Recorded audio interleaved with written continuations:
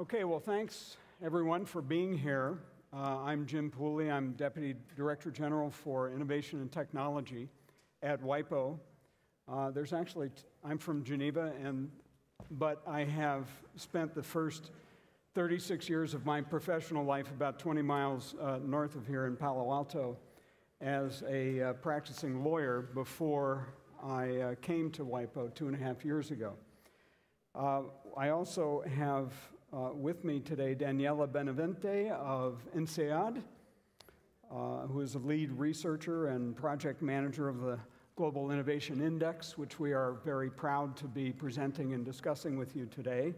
We also have Alistair Nolan from OECD and Bukhari Savadogo, Manager of Education, Science, and Technology Division at the African Development Bank.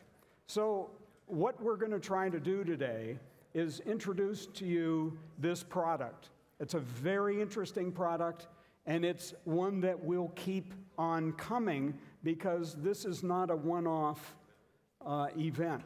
This is actually the 4th year that the index has been produced, and if you were at all familiar with any of the earlier ones, you will find out and recognize that it changes from year to year.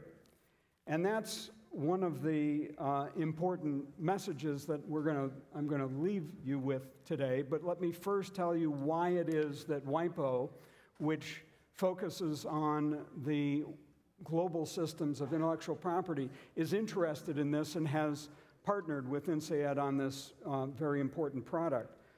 Our interest, first of all, is at the macro level, understanding more about how innovation works so it can guide the conversations that we have in Geneva and around the world about the role that intellectual property plays in producing and sustaining innovation through the commercialization process.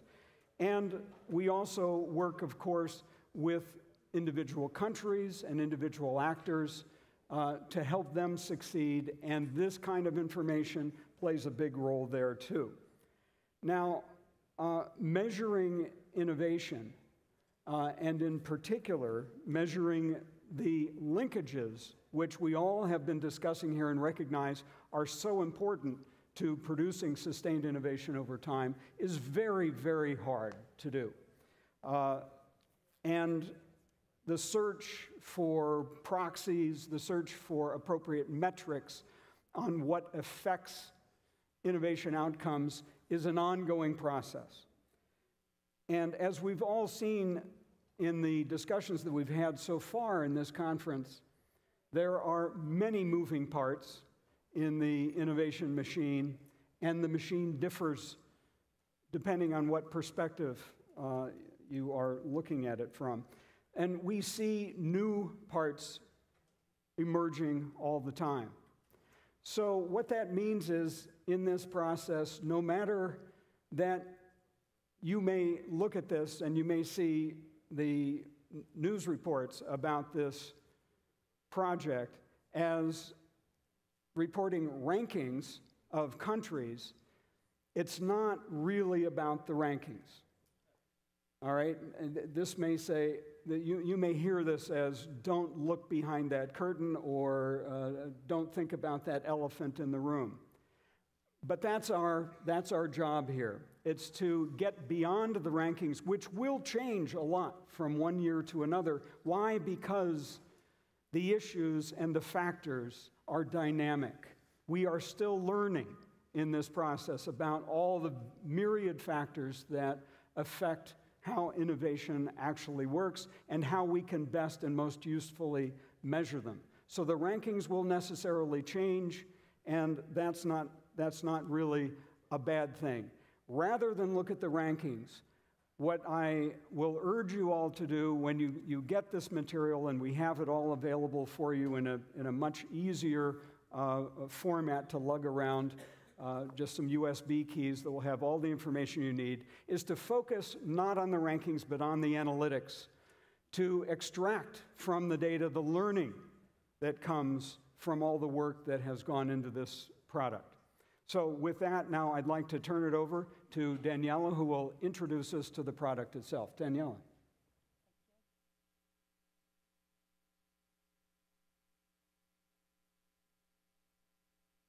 you. Yes, good evening. I'm Daniela Benavente. I'm originally from Chile, based in Geneva. I work for INSEAD eLab in close collaboration with WIPO on the Global Innovation Index.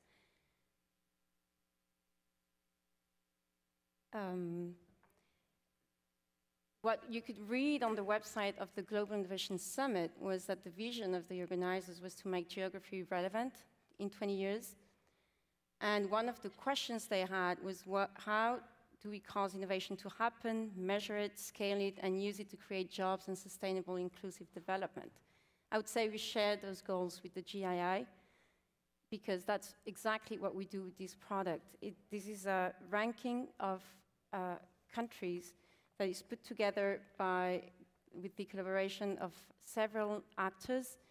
We have INSEAD, WIPO as co-publisher, as it was said, but we also work with experts from 3 knowledge partners, Alcatel-Lucent, Booz & Company, and the Confederation of Indian Industry. We have an advisory board of 11 experts from several international organizations such as ITU, UNESCO, ISO, academics from Russia, India, South Africa, and other countries, the Internet Society. And in addition to that, the ranking itself was submitted to a statistical audit, an independent audit by the Joint Research Center of the European Commission to give a confidence interval on the ranking and say how reliable its ranking is, because, as it was mentioned before, the ranking is really not the ultimate goal of this product. So we have global coverage with 141 economies, 16 were added this year compared to last year. A broad scope, we include 84 indicators, 78 of which are hard data. There is an effort to capture innovation in emerging markets and to provide an indicator of performance according to stages in development of countries.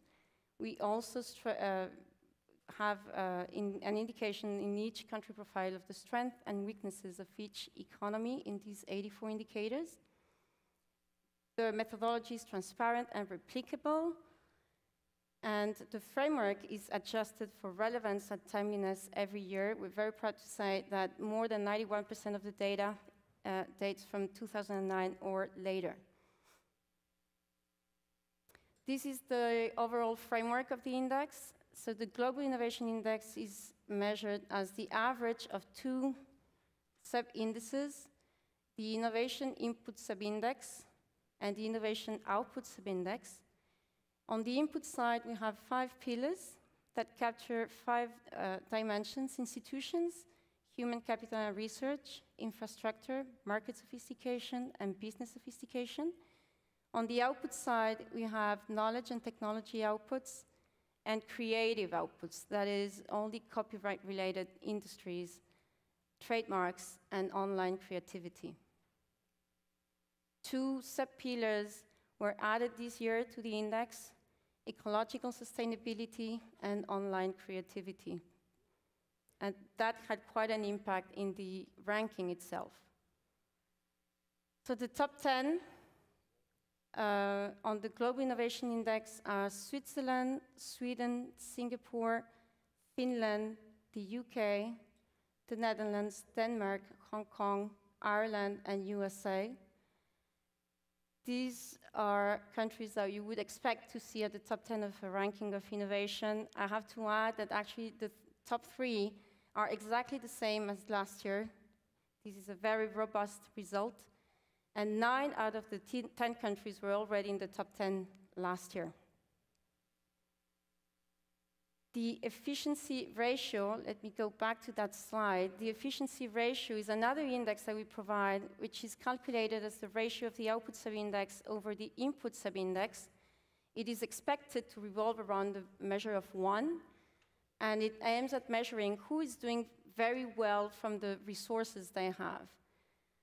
And on that index, the top 10 are China, India, Republic of Moldova, Malta, Switzerland, Paraguay, Serbia, Estonia, Netherlands, and Sri Lanka. So you already see a different angle out of exactly the same data of the GII and we'll see some more now. So the GII has 8 main results. I'll go very quickly over all of them. One first result is that although there is a new dynamic of innovation around the world, there are deep and persistent innovation divides. First, along income lines, scores of high-income countries are really well above scores of middle and low-income countries. That is something that we already saw last year, but this year again. High-income countries are doing particularly well in institutions and knowledge and technology outputs, for example. There are also some regional divide. Northern America, which includes in the ranking, includes only Canada and North America, so only 2 countries, comes first as a region. Then comes Europe, with 41 countries though. South East Asia and Oceania comes next, with 17 countries. Northern Africa and Western Asia, including the Middle East, is doing better than Latin America and the Caribbean. You have then Central and Southern Asia with 8 countries, and Sub-Saharan Africa with 31 countries.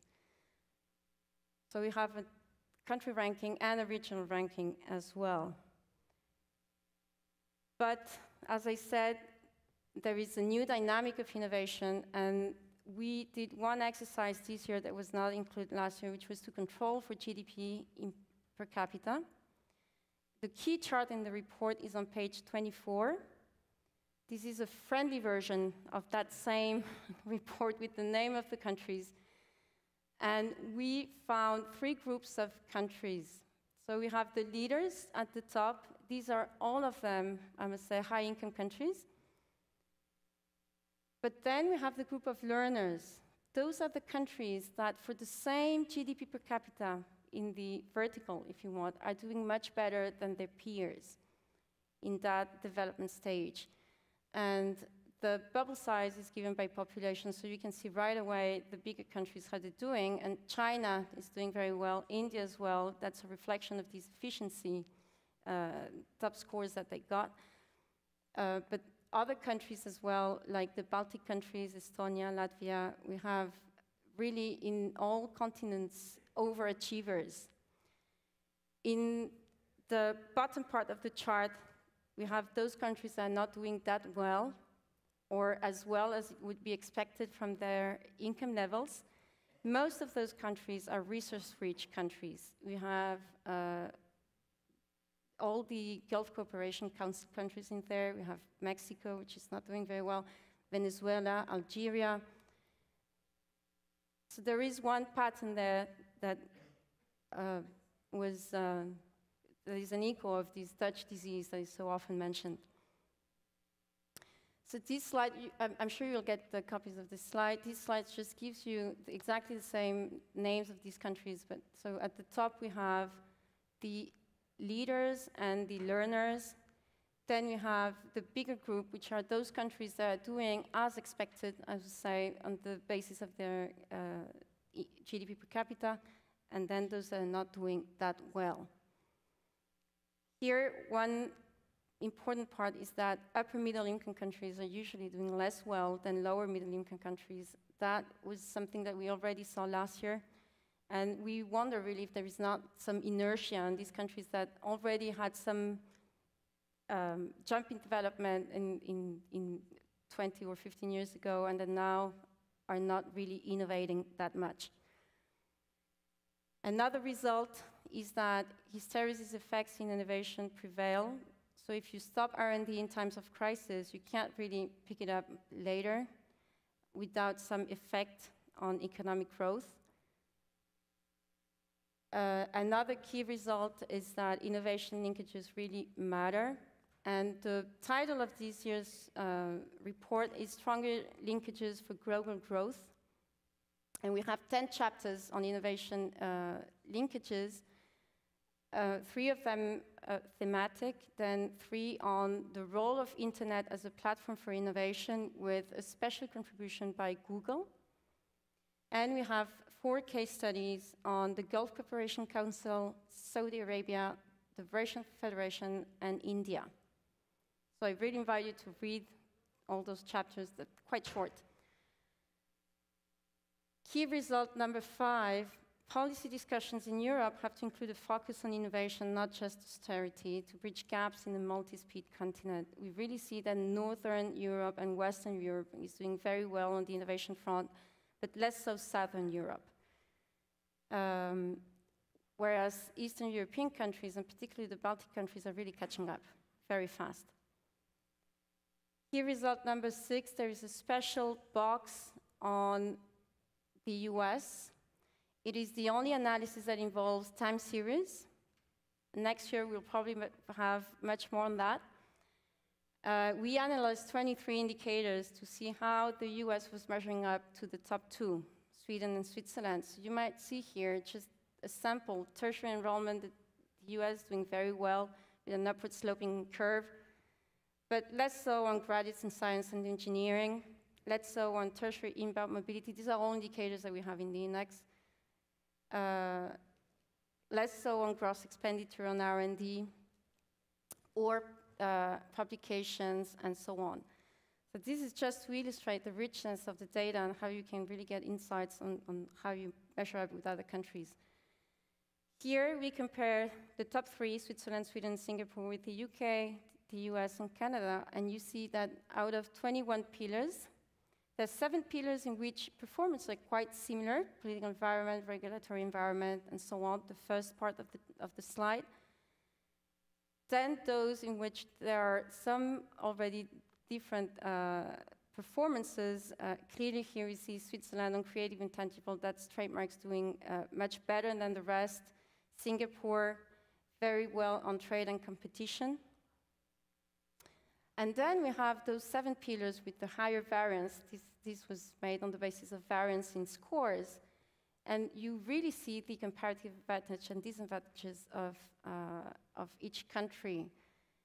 Tertiary education, Singapore doing very well, knowledge absorption as well, but less well on knowledge creation, where Switzerland prevails, or less well on credit, where the UK and the USA are really at the top. So this again to illustrate what can be done with this index and the data that we have. If there is any governmental person or anyone interested in having this type of analysis for that country or the region, we can do it for free. Then key result number 7, the BRICS need to renew their innovation drivers to live up to their expected potential. That most of them doing pretty well at the output level, but less well on the input level. And these are big countries. The message here is that probably they have niche markets or clusters or region developments at the regional level that are driving their output levels, but those do not really prevail in the rest of the country. And finally, key result number 8, we have to be very humble. We're not saying that this is the ultimate ranking on innovation and these are the ultimate indicators that we should keep, but these are what we found exist. We thought that they are useful to identify good policies, good practices, and for governments to measure up to the rest of the world and see what they can do better. This is one example of a country profile. And I don't see if you, well, we have the 84 indicators, the pillars, and so on. And the strength are the red dots and the weaknesses, the white dots. That's all. Thank you. Very good. Thanks. And Alistair. Well, thank you very much. I've been invited to make a few reactions to the release of this report, so I'll just spend a few minutes doing that. But just to say, firstly, that I'm really glad to be at this conference. It's a very exciting event, and it's a privilege to be here. The compilation of this data, the construction of an index, is clearly it's a major undertaking, and I'd just like to offer a few observations first about the value of this kind of exercise, this sort of ranking work. I think this is valuable in part because it can serve to open the eyes of policymakers. I mean, nobody wants to appear at the bottom of rankings, even if ranking isn't the primary objective, and everybody wants to appear as near the top as possible. But I also think that the kind of data which sits behind these rankings is useful for providing benchmarks and argumentation for parties in different countries that are arguing for, that are advocates for reform of policy. I also think that comparative work on innovation internationally is important in itself, simply because despite the fact that we know that innovation is critical to long-term productivity growth, it's still an area of public policy where we don't know really what the optima are. We have ideas about good practices in a number of areas, but optimal policy settings, I think, to a certain extent, we are still in the dark on. So let me make a few observations about kind of building on this work and thinking about where can measurement go in the future. What are some of the challenges, then, of characterizing, calibrating innovation and comparing innovation across countries? I think that this is well known to the authors. The last slide there described this attempt at measurement as trying to hit a moving target. And I think that's very true, that our understanding of what drives innovation is itself evolving. And one of the areas of change in recent thinking about innovation, which I think is extremely fruitful, has to do with the recognition that innovation is not just driven by R&D.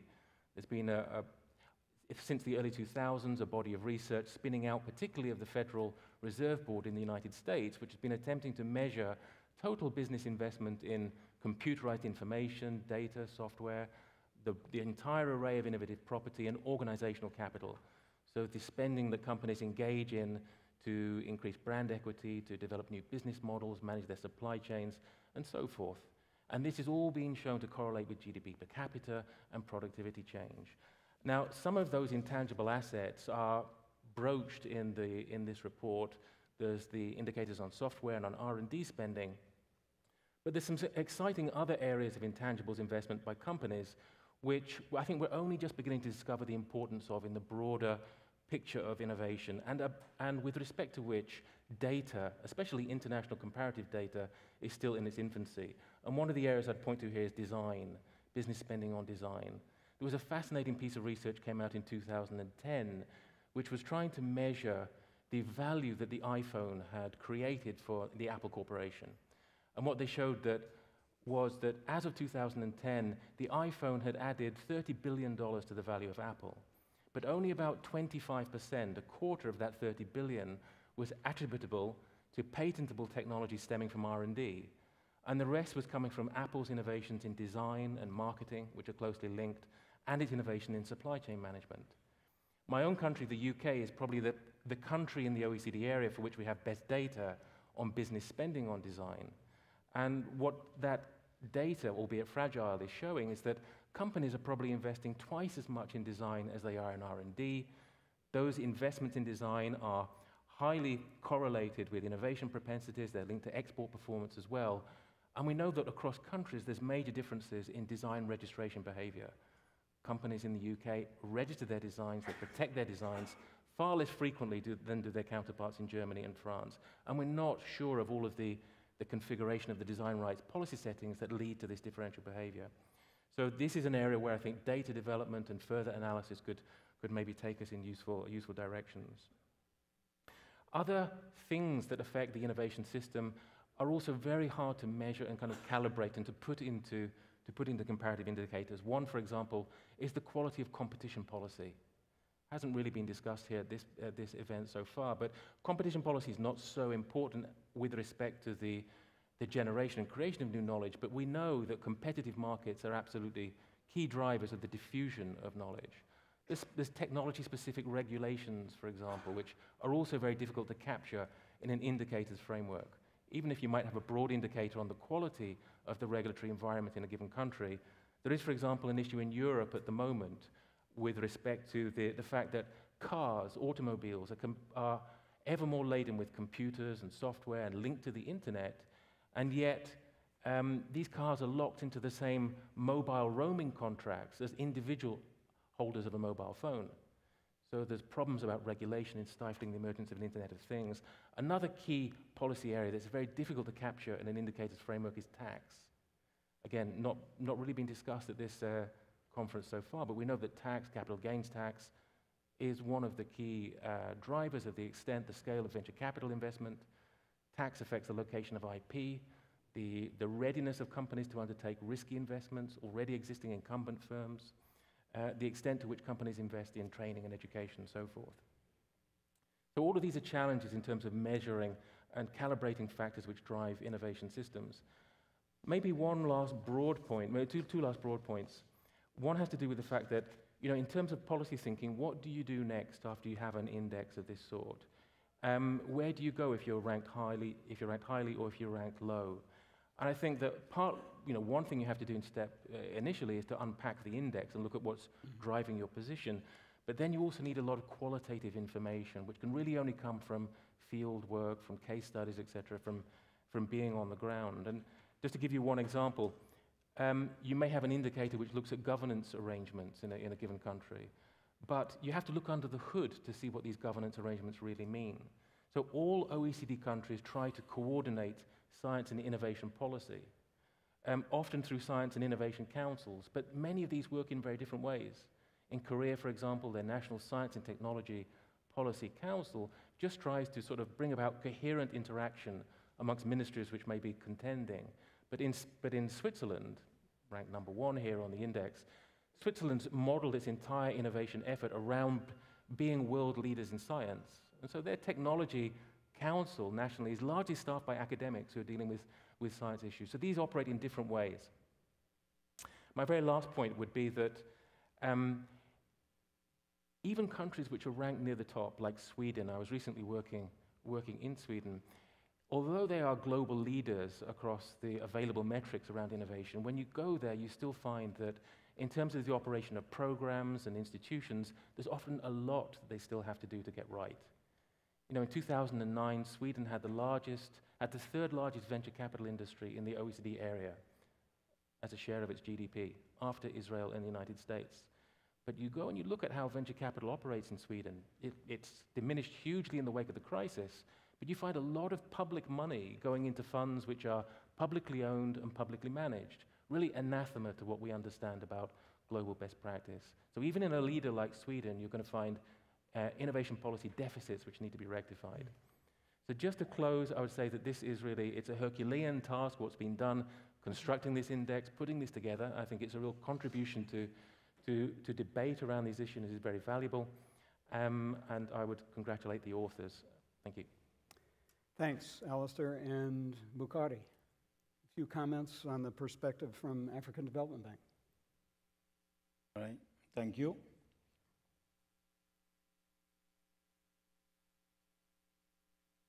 I was asked to react to this report from the perspective of the African Development Bank, especially from the perspective of human development. And so I looked at the report, and beyond the report, I tried to see what lever, as far as human development is concerned, what lever can be actioned to foster innovation in Africa. So I will start by saying, by invoking a popular saying, that if you want to grow a tree, you have to nurture its roots.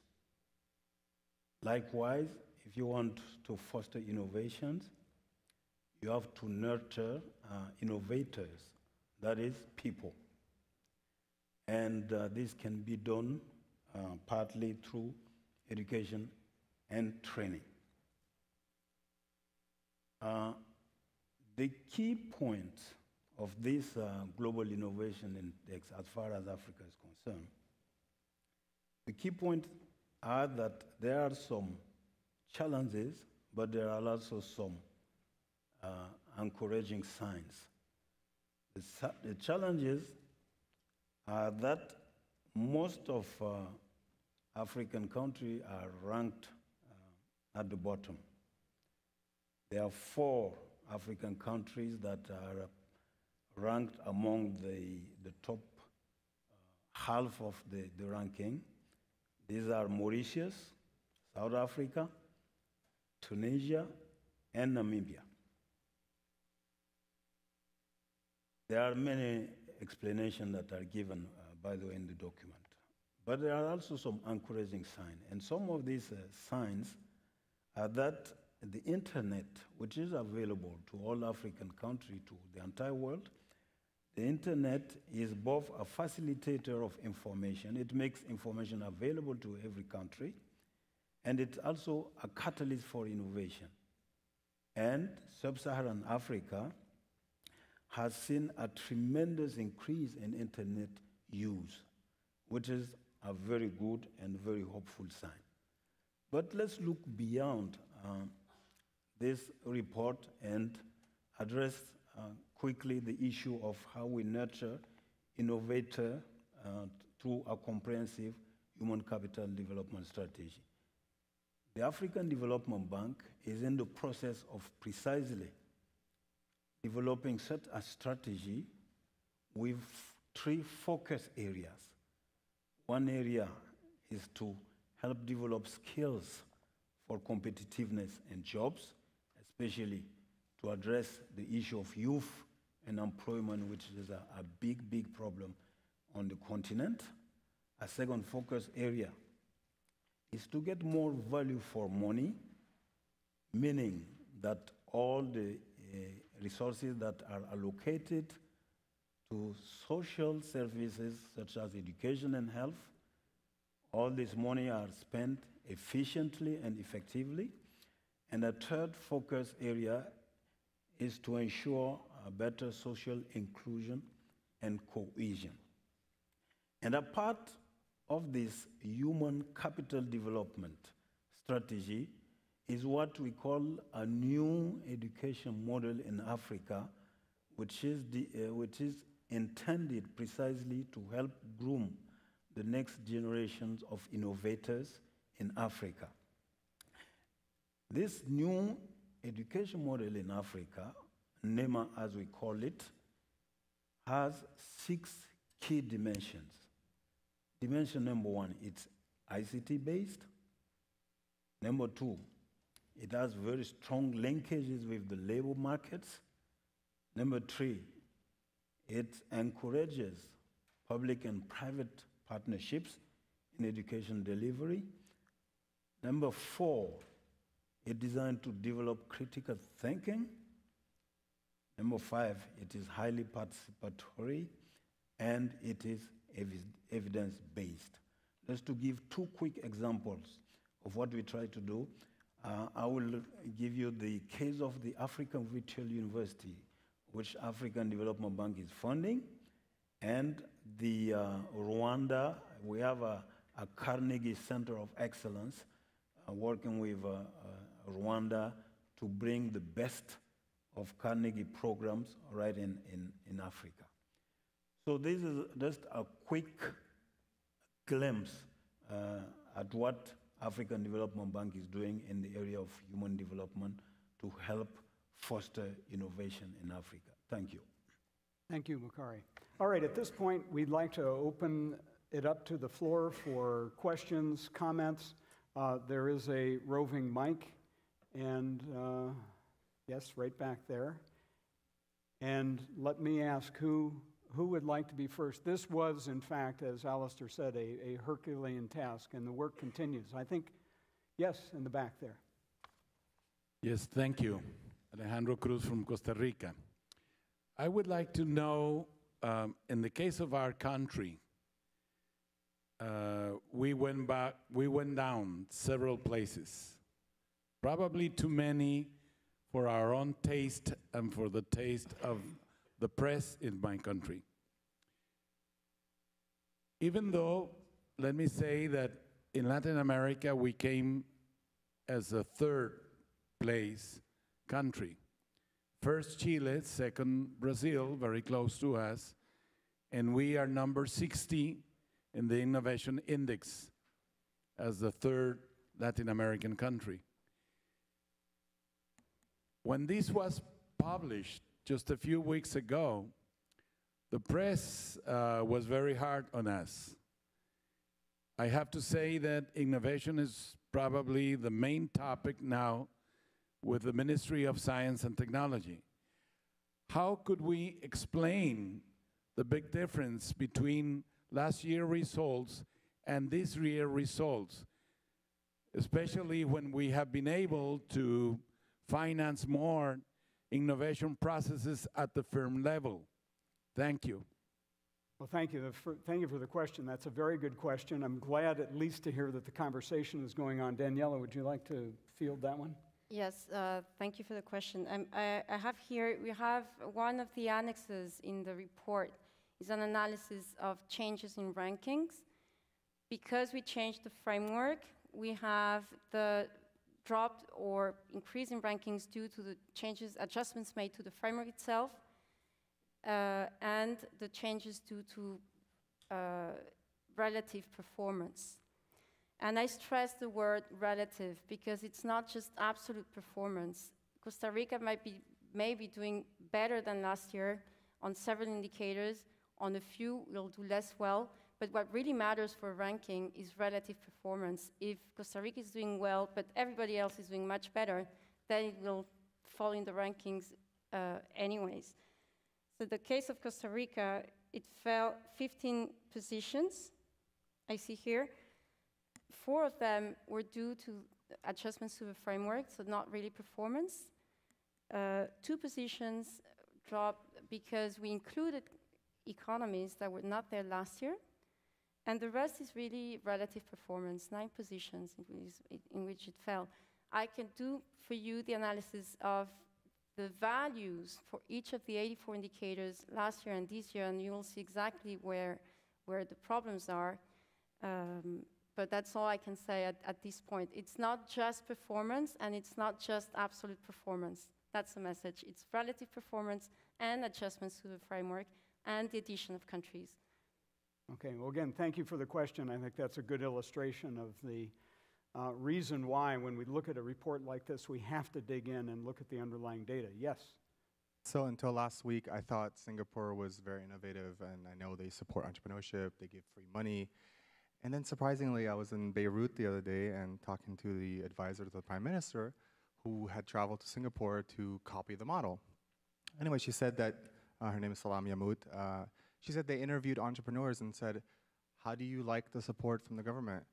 And the entrepreneurs actually said that it hurts the ecosystem because they make it too easy. That's really interesting news to me. But I wonder, what are Singapore and Switzerland and these countries doing that everybody here can't copy? I mean, they're not reinventing the wheel. And Chile spent $5 million to build an ecosystem. Why can't every country do that? Danielle, you want to start it? Or Any of the other panelists want to take that on? I mean, one of the things that we've heard here so far through the conference is there isn't a one-size-fits-all solution, and many approaches are not easily portable. And that's another reason why you need to get into the data with respect to each country, follow and see what it has been doing that works for it and why, to understand what might or might not be portable. Danielle, you want to follow up on that? Yes, on the top 3, as I said, these are exactly the same that we had last year. This is a very robust result. We have confidence intervals for the rankings. Switzerland is ranked 1, 90% confidence interval, 1 to 1. So 1 no matter what. And actually in various iterations of the model, it always came at first. And I'd say the strength of Switzerland is that you have a very balanced profile with strengths all over it. You will see weaknesses anyways because we defined it that way. Like the 10 indicators in which Switzerland is doing less well, you will find 10 weaknesses anyways and 10 strengths for Switzerland. But even if you check on those rankings, Switzerland is doing very well anyways.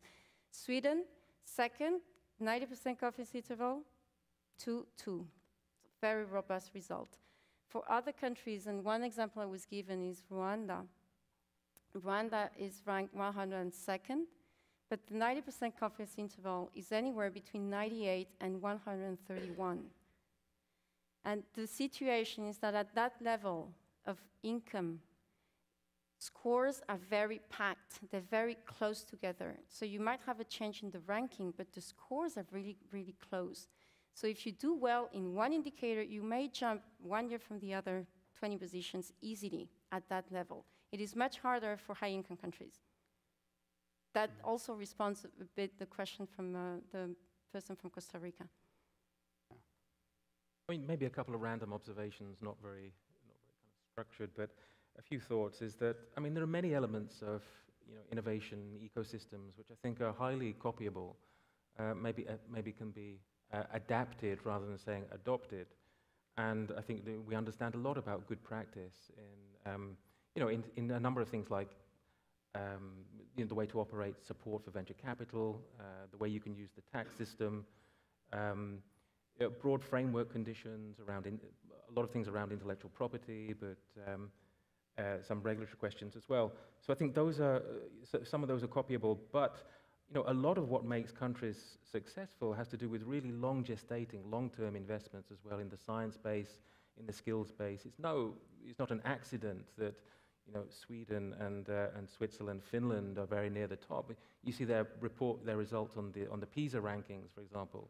The generic skills of 15-year-olds, literacy, numeracy, problem solving, they're very high. Huge investments in skills on the part of the Singaporean authorities. So these are, Switzerland has a world-class science base which has taken generations, hundreds of years to build up to its current status. But I think that there are also some factors which impinge on innovation, which can take a long time to turn around as well. I think the inequality in some societies is a fact that when you're excluding so much talent through acute inequality, as is the case in the United States, for example, that must be a drag on innovation potential over time. And that would take a long time to rectify as well. Good, thanks. Any other questions? Yes, I think I have a microphone here. My name is Adiba Kramonini, and I'm actually from Sweden. So I thought I would and I've worked in the Swedish innovation ecosystem for over 13 years with incubators and science parks there. So today, Sweden has 55 incubators and 74 science parks, and we're talking about a population of 9 million people, 0.14% of the world population. So that is quite amazing how much the government is funding incubation and science parks, research institutes, and research and development in relation to GDP. But we do have a huge problem, though. We do have all these innovations. We do have more patents than anyone. We do a lot of great innovations, and we have that innovation spirit. We have a great 200-year tradition of innovative companies, like Ericsson, Atlas Copco, Volvo, you name it. You all know Pacemaker and the 3-point seatbelt, and all those came from Sweden. But today, even though despite all these innovations we have and being ranked top year after year in all these indexes, we are not creating growth companies. We are not commercializing all these innovations. So when do we start to measure how many companies you actually get out there on the market, on a global market? Because I think Sweden would need that to push ourselves even harder to create more growth companies. So I just wanted to tell you that even though we're in the top, we're not creating that many growth companies and commercializing that well. Well, thank you for that. Let me ask Daniela, has there been any thought given to introducing notions of successful commercialization at some level into the index? Yes, the Pillar 6, knowledge and technology outputs, is built around 3 sub-pillars. In knowledge creation, the first one, we have patenting, utility models, and scientific publications. So that's really, inventions and research. But then the second pillar, labeled knowledge impact, we have growth in labor productivity, we have new businesses, we have spending on computer software. So the idea is to have all these indicators as proxies of commercialization, precisely. And then the third sub-pillar, knowledge diffusion, takes it to a higher level. We have receipts of royalty and license fees, we have high-tech exports, computer and communication exports, and FDI net outflows. So the idea is how good you are at diffusing all that knowledge to the world. So these are all proxies because we don't really have indicators of outputs per se, but we think that we're sort of capturing those 3 dimensions pretty well. Good. And I must add that you're right. Sweden is second in knowledge creation, but 21st in knowledge impact, but 5th in knowledge diffusion. So there is some sort of specialization, I'd say. Definitely. Yeah. Great, thank you. We're nearing the end of our time, so I just want to emphasize, again, this is a work in process, so we would very much like to receive your reactions to this. You can send them to Daniela, and she will certainly take them into account as they're doing her project for next year, right? Exactly. Which has already started. Again, would you please join me in thanking the panelists and thanking all of you for being here. Okay.